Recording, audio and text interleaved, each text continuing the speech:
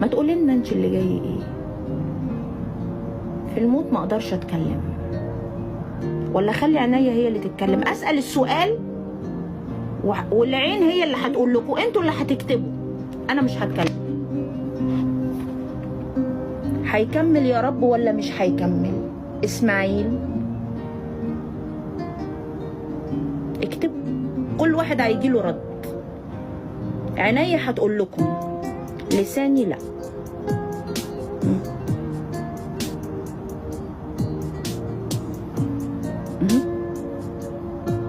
وهتلاقوا عينيا هتتغير